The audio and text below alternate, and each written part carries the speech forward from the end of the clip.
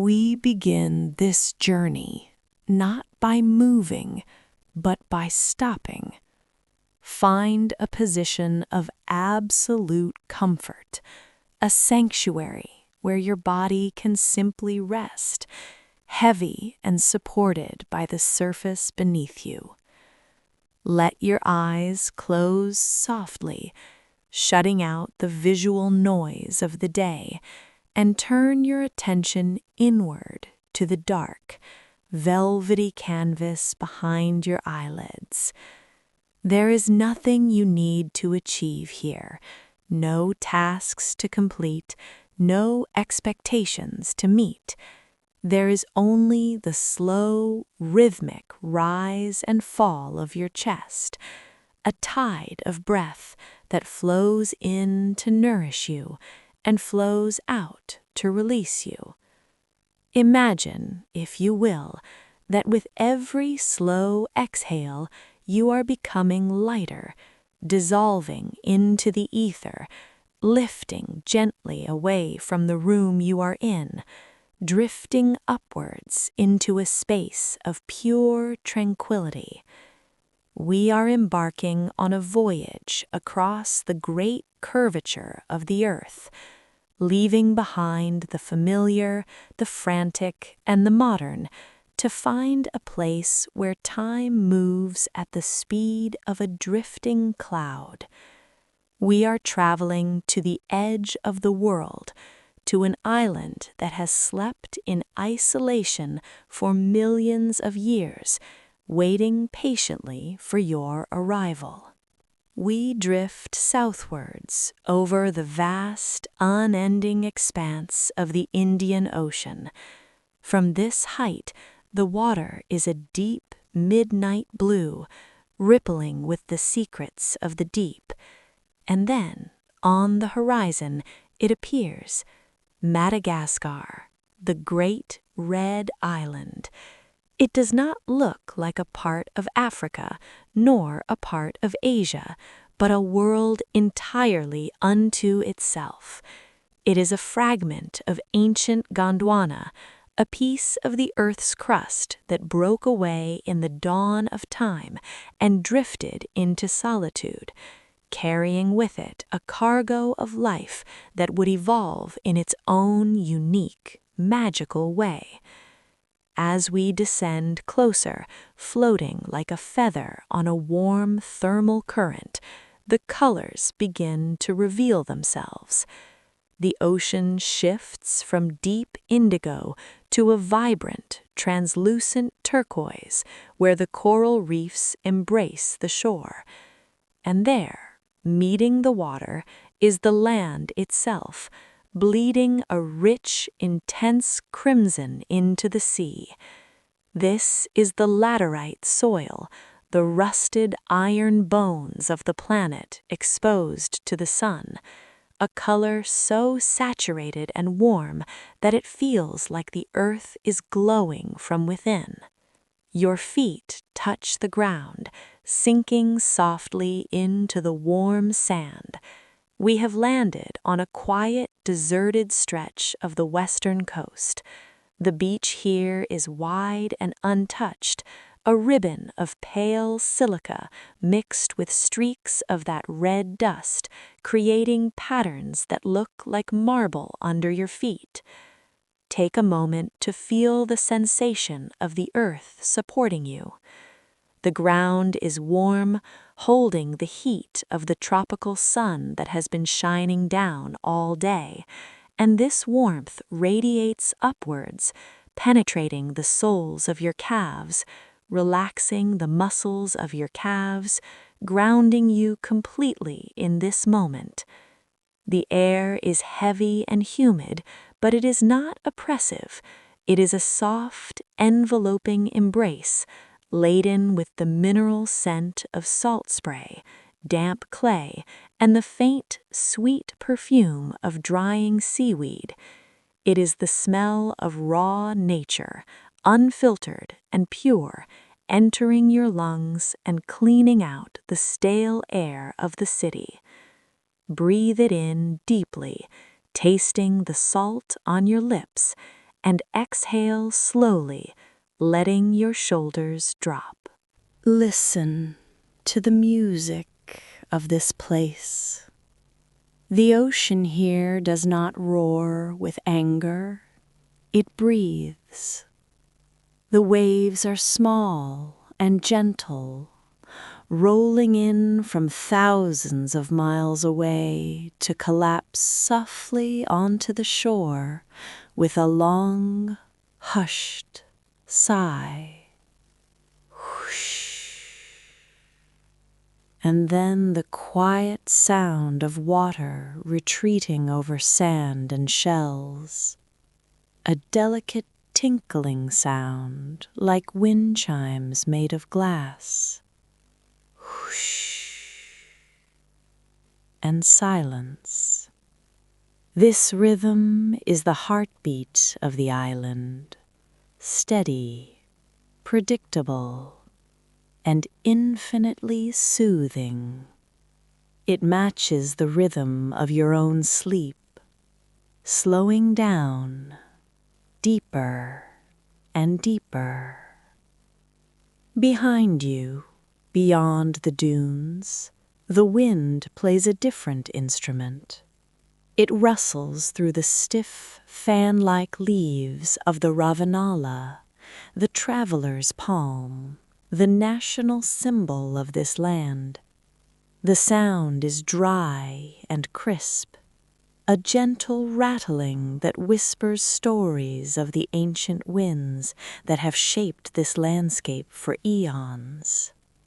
There are no engines, no voices, only the wind and the water, a duet that has been playing since before humanity existed. The sun is beginning its slow descent towards the watery horizon, marking the arrival of the golden hour. In Madagascar, this time of day is truly a physical presence. The light transforms, losing its harsh midday glare and softening into a liquid gold that seems to coat everything it touches. The red earth glows with an inner fire, turning from rust to a deep, vibrant pumpkin orange.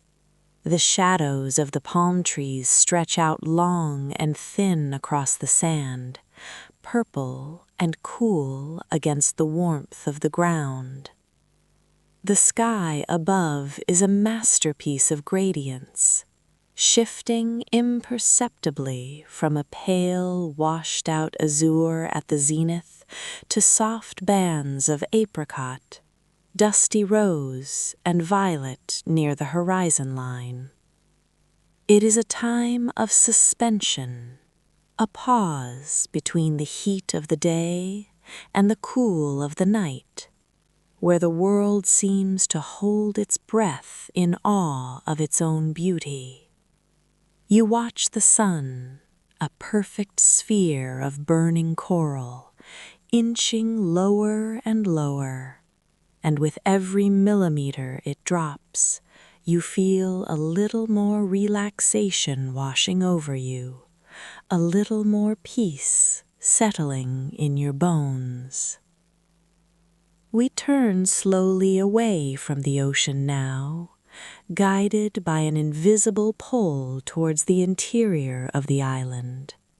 We walk along a narrow path worn into the red clay, a path that has been used by zebu cattle and barefoot walkers for centuries. The ground here is hard-packed and smooth, polished by time. On either side of the path, the vegetation is strange and wonderful. We see the spiny octopus trees, Dideria madagascarensis, their long, thorny branches reaching up towards the sky like tentacles, stark silhouettes against the darkening blue. They are survivors, adapted to the dry heat, storing water in their thick stems, just as you are storing peace in your mind. The air is cooling down now, the intense heat of the day dissipating into the atmosphere, leaving behind a perfect, balmy temperature that caresses your skin. You can feel the moisture rising from the ground as the dew begins to form, a freshness that signals the arrival of the night. Far in the distance, towards the center of the island, the purple shapes of the highlands rise up, mysterious and inviting. They are covered in mist, guarding the secrets of the rainforests we will explore tomorrow. But for now, we are content to be here, on this red road, between the sea and the mountains. The first star appears in the sky, the Southern Cross, bright and steadfast, a diamond pinned to a velvet curtain. It watches over you, just as it has watched over the sailors and the lemurs and the baobabs for millennia. You are safe here. You are disconnected from the world you left behind and fully connected to the earth beneath your feet. The island accepts you, welcomes you, and invites you to rest.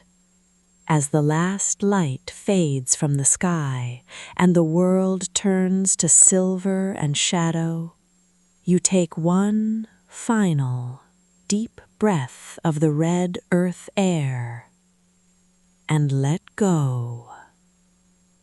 We leave the open shore now, turning our backs to the vast horizon of the sea to face a different kind of ocean. It is an ocean of emerald and jade that rises steeply into the mist, covering the mountains in a thick, protective blanket. As we step across the threshold into the ancient rainforests of the east, the light changes instantly. It filters down through layers of dense foliage until it becomes a soft, diffused glow, like light passing through stained glass in a great natural cathedral. The air here is different too. It is cooler than the beach, but thick with moisture, wrapping around you like a heavy silk shawl. It is a living air, filled with the breath of a billion leaves, and as you inhale deeply, you can taste the richness of the oxygen. It is pure, clean, and revitalizing. The silence of the coast is replaced by a hush, a reverent quietude that is not empty but full of waiting. It is a pregnant pause before the orchestra of the jungle begins its daily symphony. As your eyes adjust to the dimness of the understory, you begin to notice the textures surrounding you. This is a tapestry woven from moss, lichen, and bark. Giant tree ferns, archaic and majestic, unfurl their fronds like great green fans, reaching out to catch the stray beams of sunlight that manage to pierce the canopy above. The trunks of the massive trees are not just wood, they are vertical gardens covered with velvet mosses that hold the morning dew like thousands of tiny glittering diamonds. If you were to reach out and touch the rough bark, you would feel the dampness, the coolness of the water that sustains this entire world. Water is everywhere here, dripping from the tips of leaves and running in silent silver rivulets down the stems of vines. It feeds the roots that twist and turn across the forest floor like the veins of the earth itself. And then, From somewhere high above in the mist-shrouded canopy, a sound begins. It is a sound that defines the soul of Madagascar more than any other. It is not a roar, nor a chirp, but a haunting, melodic song that drifts down through the trees like a spirit. It is the call of the Indri, the largest of the lemurs, singing to one another across the valleys. Their voices rise and fall in a complex, mournful harmony, a wail song of the forest that touches something deep within your chest. It vibrates with a primal familiarity. It echoes, resonating against the canyon walls, a reminder that this land has been theirs for millions of years, long before we ever set foot on this soil. Listening to it, you feel small but connected, a quiet observer in a world that operates on a rhythm of pure instinct and song. Drifting on the breeze, mingling with the damp scent of the earth, comes a fragrance so sweet and heady that it almost feels like a dream.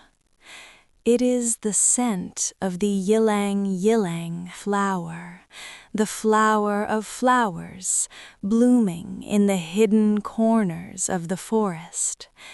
Its perfume is rich and creamy, with notes of jasmine and spice, a natural sedative that calms the mind and slows the heart. Beneath it, there is the faint, warm aroma of wild vanilla, growing on vines that climb the ancient trunks towards the sun. The combination of these scents, the floral sweetness, the woody dampness, and the fresh rain, creates an atmosphere that is intoxicatingly peaceful. It is a perfume that cannot be bottled, a scent that belongs only to this moment and to this place. Focus your attention now on the stillness of the small things, the life that exists in the spaces between the trees. On a branch near your shoulder, a chameleon moves, but so slowly that it is almost imperceptible. He is a master of patience and disguise. His skin is a mosaic of leaf green and bark brown, shifting subtly to match the shadows where he rests. His eyes, turret-like and independent, swivel slowly, watching the world with a calm, ancient wisdom. He does not rush, he does not fear, he simply exists in perfect harmony with his surroundings. He blends in until he becomes one with the forest. To watch him is to learn the art of being present, of shedding the need for speed and simply allowing the world to turn around you.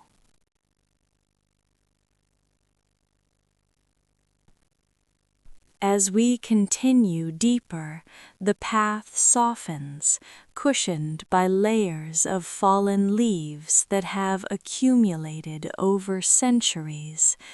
This creates a natural carpet that absorbs the sound of our footsteps, allowing us to walk in silence.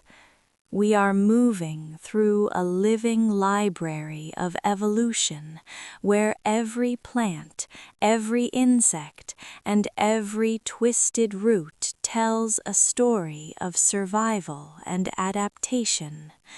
The humidity settles on your skin, not as a discomfort, but as a gentle embrace that softens the edges of reality. The green light seems to pulse slowly, breathing in and out with the forest, and you find your own breath matching that rhythm. It becomes slow, deep, and steady. There is no urgency here, no time, only the eternal cycle of growth, decay, and rebirth. You are now a part of it, safe, enclosed, and deeply, deeply at rest. Wandering past the houses, we encounter the zebu, the humped cattle that are the pride of the island. They stand resting in the wooden paddocks, chewing their cud with half-closed eyes, radiating an aura of absolute stillness. Their long horns curve upwards like crescents, and their coats are sleek and dark. The zebu is a symbol of wealth and connection to the ancestors, but in this moment they are simply teachers of rest. They do not worry about tomorrow. They are entirely present in the now, feeling the warmth of the sun on their backs and the solid earth beneath their hooves. To look into the dark, liquid eye of a zebu is to see a reflection of deep, undisturbed peace. As the afternoon begins to wane and the light turns to a soft amber, the pace of the village slows even further. The work of the day is done. The nets are mended, the rice is prepared, and the zebu are corralled for the night. The air cools, and the sky transforms into a canvas of indigo and violet. Small kerosene lamps are lit in the doorways, casting warm, flickering pools of orange light that dance against the red clay walls. The shadows lengthen and merge, softening the edges of the world. It is a time for storytelling, for sitting by the fire and listening to the elders speak of the old days, of the spirits that inhabit the stones and the trees. The voice of the village becomes a whisper, a gentle lullaby that invites the night to come. You find a quiet place to sit on the edge of the settlement, looking out over the valley as the first stars begin to puncture the twilight. The concept of mora settles into your bones. You realize that there is nowhere else you need to be. The anxiety of the modern world feels distant, like a fading memory of a dream. Here, in the heart of Madagascar, you are learning to breathe again. You are learning that it is enough to simply sit, to simply watch, and to simply be. The smoke from the fires rises straight up into the still air, connecting the earth to the sky, and you feel yourself drifting with it, light, unburdened, and deeply at peace. We slowly emerge from the dense embrace of the dense rainforest, stepping out into the open savanna where the tall grass ripples like a golden ocean under the afternoon sun. Here we find the gentle heartbeat of the island's human spirit, a rhythm known to the locals as mora. Translated simply, it means slowly, slowly, but it is far more than just a phrase. It is a philosophy, a way of being that understands that life cannot be forced. Just as the rice takes a season to grow and the vanilla orchid takes a year to cure, so too must our lives unfold with patience. As we walk along the dusty red path towards a small village nestled at the foot of the hills, you can feel this absence of urgency. There is no rush here, no ticking clock demanding your attention, only the position of the sun in the sky and the length of the shadows on the ground. The village appears before us, a cluster of humble dwellings that seem to have grown organically from the earth itself. The houses are built from the very land they stand on, their walls crafted from red clay and baked hard by the sun, their steep roofs thatched with dried palm leaves that rustle softly in the breeze. Smoke curls lazily from open windows, carrying the comforting scent of wood fires and cooking rice, a smell that evokes a deep sense of home and safety. As we move closer, we see the daily life of the community unfolding with a quiet, meditative grace. Men sit cross-legged on woven mats in the shade of a large mango tree, their hands moving with practiced ease as they mend their fishing nets. There is a hypnotic rhythm to their work, the needle diving in and out of the mesh, repairing the tears left by the ocean, preparing for the next tide, not with anxiety, but with a steady, calm assurance.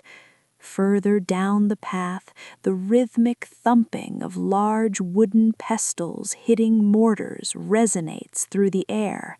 Women are pounding rice for the evening meal, their movements synchronized and fluid. Up and down, a percussion that has echoed across this island for centuries. They smile as they work, sharing stories and laughter, their voices low and melodious. This connection between them is the essence of Fi Havana, a Malagasy concept of kinship and friendship that binds everyone together. It is the belief that we are all part of a single web, that your piece is my piece. Standing here, watching them, you feel a sense of belonging, a realization that you are not separate from this scene, but are being welcomed into its warm, communal embrace. We leave the comfort of the village now, allowing our minds to drift further west across the island, towards a landscape that defies imagination. It is a place where the earth itself has risen up to touch the sky, not in soft, rolling hills, but in a vast, gray labyrinth of stone. This is the Tsingy de Bemaraja, known as the Stone Forest. From a distance, it looks like a fortress of solitude, a massive plateau of limestone that has been eroded by tropical rains for over 200 million years. As we approach, the scale of it takes your breath away. Millions of sharp limestone needles stand side by side, pointing vertically towards the heavens, like a silent army of fossilized trees. The word Tsingy in the local language translates to where one cannot walk barefoot, a whisper of caution from the ancestors about this formidable and beautiful terrain. But even here, in this fortress of rock, life has found a way to flourish in the most unexpected ways. As you watch the gray pinnacles against the deep blue sky, you might catch a flash of pure white movement. It is the Deccan's sifaka, a lemur with fur as soft as a cloud and a face of calm black velvet. They are the ghosts of the stone forest, leaping effortlessly from one razor-sharp peak to another, dancing across the void with a grace that seems to defy gravity. They do not struggle against the harshness of their home, they embrace it. They remind us that there is comfort to be found, even in the most difficult of places, provided we move with balance and trust in our own ability to land safely. Watching them, you feel a sense of weightlessness in your own body, a sensation of floating free from the heavy pull of the earth. We descend now, lowering our perspective from the sun-drenched peaks down into the deep, shadowed canyons that slice through the limestone. Here, at the bottom of the Tsingy, the air is cool and still, protected from the heat of the day by walls of rock that tower hundreds of feet above. It is a secret world, a humid sanctuary where ancient vines twist and curl like sleeping serpents, seeking the slivers of light that filter down from above. The silence here is profound. It is a silence that has been held within these stones for eons, a deep, resonant quiet that absorbs every thought, every worry, leaving only a sense of awe. You can feel the moisture on your skin, a cooling mist that rejuvenates and calms. In this isolation, nature has played a long, slow game of evolution, creating masterpieces that exist nowhere else. Consider the comet orchid, the Angraecum sesquipedale. It grows here, clinging to the bark of trees in the twilight of the forest. Its flower is a star of waxy white, boasting a nectar spur that is nearly a foot long. For decades, naturalists wondered how such a flower could be pollinated, until they realized that the island had created a moth with a tongue exactly that length. It is a perfect lock and a perfect key, evolved together over thousands of years in a dance of absolute precision. This thought brings a deep sense of order to the mind. It is a reminder that in nature, nothing is random. Everything has a purpose, everything has a partner, and everything happens in its own perfect time. As you wander mentally through this stone cathedral, you notice the creatures that rely on stillness for survival. The leaf-tailed gecko rests on a mossy branch, his skin indistinguishable from the lichen. He does not hide by running away, he hides by becoming one with his environment. He teaches us the power of stillness, the strength found in simply blending in and letting the world pass by. His eyes are vast and patterned like galaxies, seeing in the dark, watching the slow turn of the constellations above the canyon rim. He is a guardian of the night, a silent witness to the passage of time. The isolation of Madagascar is its greatest gift. Separated from the continents of Africa and India over 80 million years ago, it became a laboratory of life, a drifting ark where evolution could experiment without interference. This land is a capsule of history, preserving lineages of plants and animals that have vanished from the rest of the globe. When you are here, you are not just in a different country, you are in a different time. The rocks around you were formed when dinosaurs walked the earth. The ferns that brush against your legs are the same species that fed the giants of the Jurassic period. You are standing in the center of a deep geological memory. Let this sense of ancient stability ground you. Visualize yourself as one of these limestone pillars, strong, unmoving, and deeply rooted in the earth. The winds may blow, the rains may fall, but you remain steady. You are part of the landscape, timeless and enduring. The cool shadows of the canyon wrap around you like a heavy blanket, protecting you from the outside world. Here, in the heart of the stone forest, there is only peace. There is only the slow drip of water on rock, the distant call of a lemur, and the steady rhythm of your own heart beating in time with the ancient pulse of this magical island. The sun begins to dip lower in the sky, painting the clouds in streaks of burnt orange and violet, as we find ourselves on a wide, dusty road near the western coast. The air here is dry and still, carrying the scent of baked earth and dry grass. Ahead of us, rising from the flat landscape like columns of an ancient roofless temple, stand the giants of Madagascar. We have arrived at the avenue of the Baobabs. These are not merely trees, they are living monuments to resilience, colossal survivors that have stood watch over this land for nearly 1,000 years. As we walk down the center of the avenue, the red dust puffing softly around our feet, the sheer scale of them demands a reverent silence.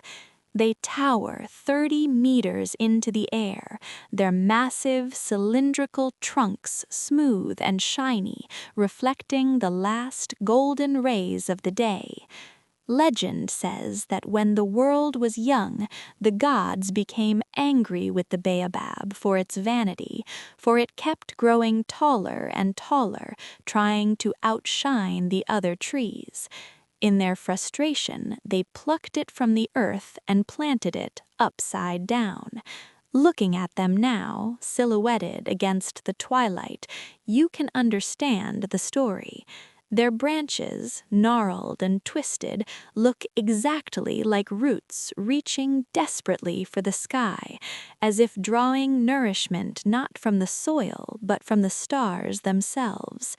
This shape is not a mistake, but a miracle of evolution. The massive trunk is a reservoir, a tank of living water capable of storing thousands of liters of rain to survive the long, harsh droughts. It is a lesson in preparedness, a reminder that to survive the dry seasons of life, we must hold on to our inner resources and stand firm. Walk up to the base of one of these giants. It is so wide that it would take 10 people holding hands to encircle it. Reach out your hand and place your palm against the bark. It feels warm to the touch, retaining the heat of the sun long after the light has faded. It feels solid, dense, and incredibly alive.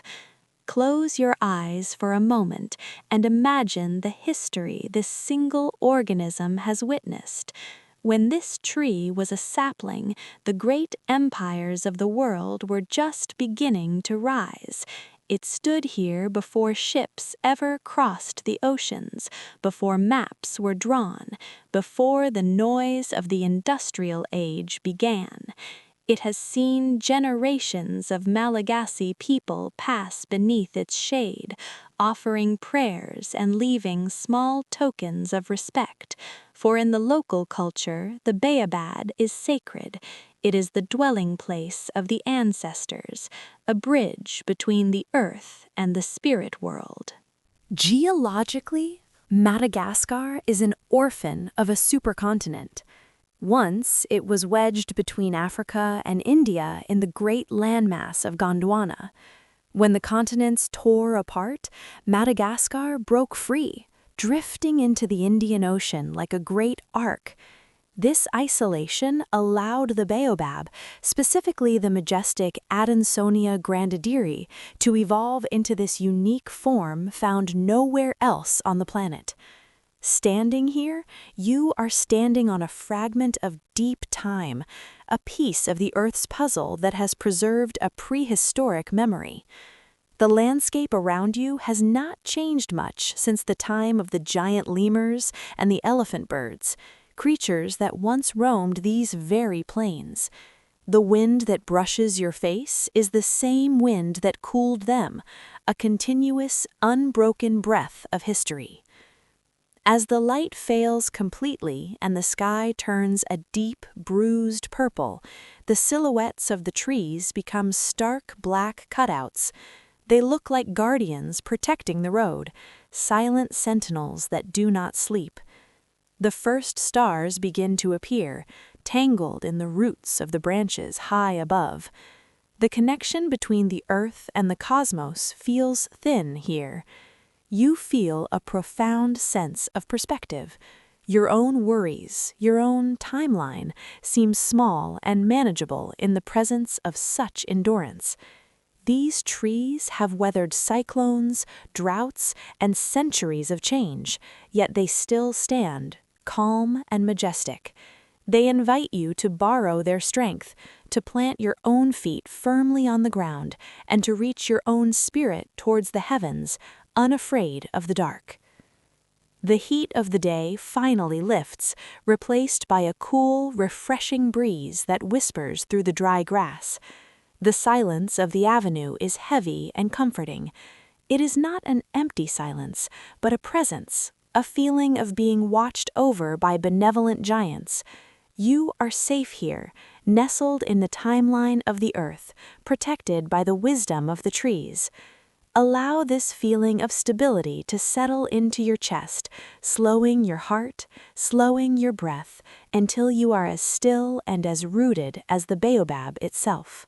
The day has finally folded its wings, settling down into the quiet nest of the night. We have traveled far today, from the red cliffs of the coast to the emerald heart of the rainforest, and through the stone cathedrals of the Tsingy to the ancient avenue of the giants. Now the island of Madagascar breathes a different rhythm. It is no longer the active, sun-drenched land of the morning, but a cool, silver world of shadows and peace. The heat that radiated from the red earth has dissipated, rising up into the atmosphere and leaving the ground cool to the touch. The air is still, heavy with the scent of night-blooming jasmine and the salty tang of the distant ocean, a combination that acts as a natural balm for the spirit. Look up now, in your mind's eye, and witness the spectacle of the southern sky. Without the interference of city lights, the heavens here are alive with a brilliance that feels almost tangible. The Milky Way is not just a smudge of light, but a roaring river of diamonds, a thick band of stardust that arches across the entire horizon from north to south. It is so clear, so bright, that you feel you could reach out and run your fingers through the constellations. The Southern Cross hangs low, a celestial anchor that has guided sailors and dreamers for millennia. Under this canopy of infinite light, you realize that you are small, but you are also infinite, made of the same stardust that glitters above. This realization brings a profound sense of release. There is no need to hold on to anything anymore. The universe is holding you. The sounds of the island have shifted too. The calls of the daybirds have ceased, replaced by the gentle, rhythmic chorus of the night. Crickets strum their legs in the tall grass, creating a steady, hypnotic pulse that mimics the ticking of a very slow clock. Chirr, chirr, chirr. It is a sound that weaves a net of safety around you. Far away, the ocean continues its eternal conversation with the shore, but now it is a whisper, a soft hush that says, "Sleep, sleep, sleep." Even the wind has slowed down, moving through the leaves of the traveler's palm with a sound like silk brushing against silk.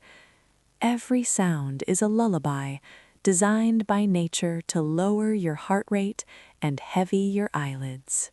Imagine yourself now, lying back on the softest sand, your body making a perfect imprint in the earth. You are fully supported. There is no tension in your neck, no weight in your shoulders, no tightness in your back.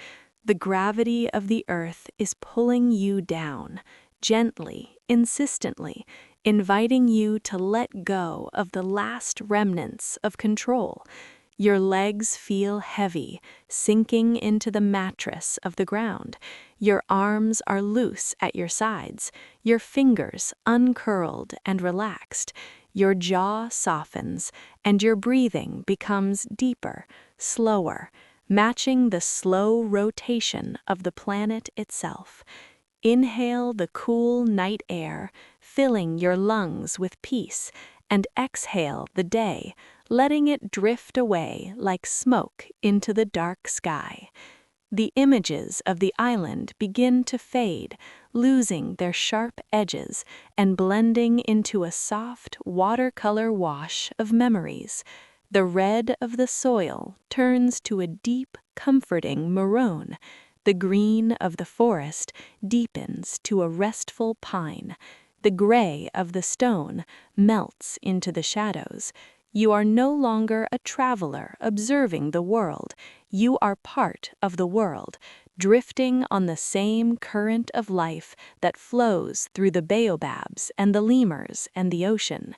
There is a deep, abiding silence at the core of this island, a silence that has existed for millions of years, and now that silence is inside you. It is a sanctuary where no worry can enter, a fortress of calm where you are completely safe. As the moon rises, a sliver of silver casting a gentle path across the dark water, you feel yourself drifting further and further away from the waking world. The boat of your consciousness is untying its rope, slipping quietly out into the vast, calm sea of sleep. You are floating, weightless and free. The stars above are your guardians. The earth below is your cradle. There is nothing left to do. There is nothing left to see. There is only the dark, velvety comfort of the night, wrapping you in its arms, carrying you down, down, down, into the deepest, most restorative rest. Good night, traveler. Good night, Madagascar. Good night.